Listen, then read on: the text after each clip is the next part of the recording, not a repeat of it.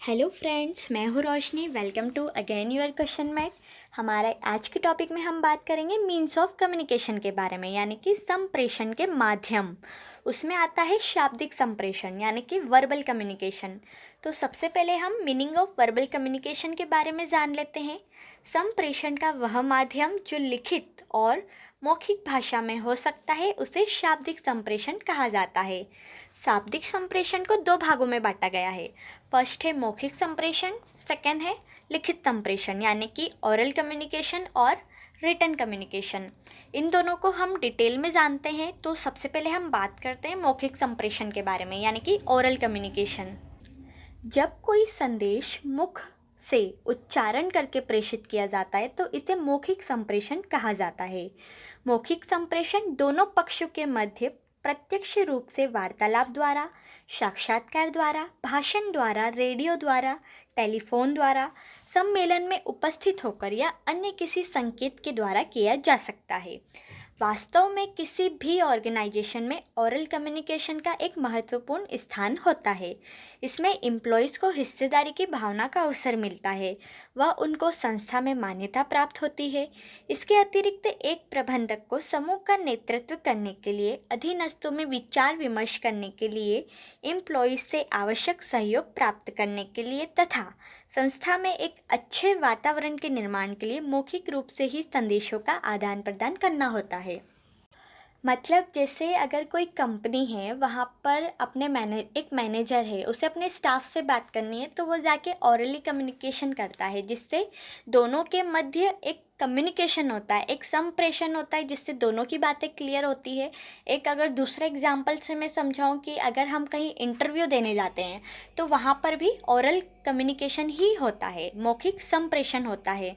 Face to face हम एक दूसरे से कनेक्ट होते हैं, एक दूसरे से कम्युनिकेट करते हैं, इसे ही मौखिक संप्रेषण कहा जाता है। मौखिक संप्रेषण के बहुत से माध्यम होते हैं, जैसे कि फर्स्ट लेते हैं face to face conversation, second है कन्वर्सेशन ओवर द टेलीफोन यानी कि टेलीफोन के द्वारा बात करना, थर्ड है रेडियो ब्रॉडकास्टिंग, फोर्थ है टेप रिकॉर्डर, फिफ्थ है इंटरव्यू, सिक्स्थ है ग्रुप डिस्कशन, सेवन है meetings, eight conference, 9 seminars, 10 speeches and 11 and last है अनाउंसमेंट्स। यानी कि इन सब के द्वारा हम ओरली कम्युनिकेशन कर सकते हैं। एक प्रभावी मौखिक संप्रेषण के जो आवश्यक तत्व होते हैं वो हम इसके बारे में जानते हैं। Essentials of effective oral communication. प्रभावी मौखिक संप्रेषण के फ्रांसिस जे बर्जिन ने 7 तत्व बताए हैं, जिन्हें 7C के नाम से बुलाया जाता है, जो कि इस प्रकार है।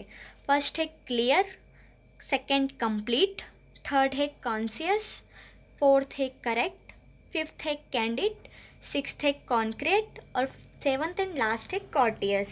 यानी कि ये जितने भी नाम हैं इन्हें 7C के नाम से बुलाया जाता है। हम इन्हें 7C के नाम से याद करके रख सकते हैं।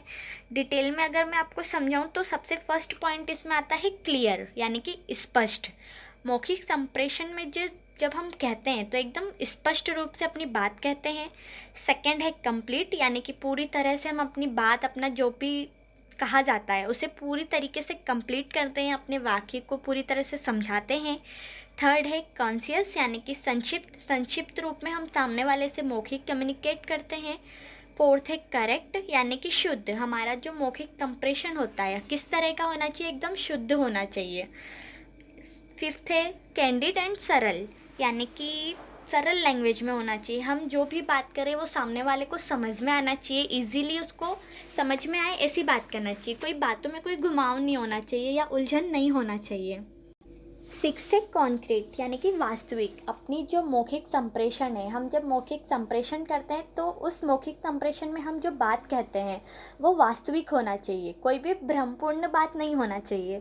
सेवन्थ एंड लास्ट है कॉर्टियस यानी कि सौहार्दपूर्ण हमारी बात होनी चाहिए। यानी कि एक मौखिक संप्रेषण जब हम किसी से करते हैं तो हमारी बात को किस तरह से रखा जाता है, किस तरह से हम सामने वाले से कम्युनिकेट करते हैं, ये बात उसमें ज़्यादा मायने रखती है। अब हम सेकेंड बात करते हैं लिखित संप्रेषण के बारे में यानी कि रिटन कम्युनिकेशन। लिखित संप्रेषण का अर्थ है कोई सूचना या संदेश लिखित रूप से दूसरे व्यक्ति को देना, जैसे लेटर, सर्कुलर, पत्रिका, बुक्स आदि ये सब काय में आते हैं, रिटन कम्युनिकेशन में आते हैं। सब महत्वपूर्ण सूचनाएं लिखित रूप से ही आदान प्रदान की जाती है। यदि अगर कोई बात जुबानी या टेलीफोन पर हो भी जाए तो इसका पुष्टिकरण लिखित पत्र द्वारा करना बहुत आवश्यक होता है। प्रेजेंट टाइम में लिखित संप्रेषण का एक महत्वपूर्ण स्थान है, क्योंकि इससे दूरी व समय के कारण मौखिक संप्रेषण में कठिनाई होती है। यानी कि कभी कभी ऐसा होता है कि हम हर बार फेस टू फेस कन्वर्सेशन नहीं कर सकते हैं।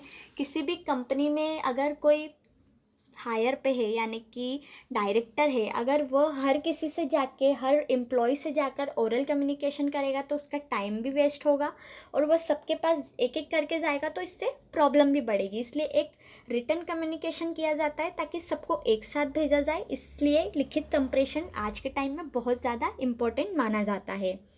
सेकेंड एग्जाम्पल अगर लें कि अगर कोई मकान मालिक है, अगर वो अपना रूम किराए से देता है तो जब वह ओरली कम्युनिकेट करता है, सबसे पहले वह अपने ओरल संप्रेषण यानी कि मौखिक संप्रेषण के द्वारा उसे समझाता है। उसके बाद जब वह रेंट पे सामने वाला व्यक्ति घर ले लेता है तब एक स्टाम्प पेपर बनाया जाता है, एक एग्रीमेंट साइन किया जाता है, उसे हम लिखित संप्रेषण के रूप में ले सकते हैं। अब हम समझते हैं प्रभावी लिखित संप्रेषण के आवश्यक तत्व।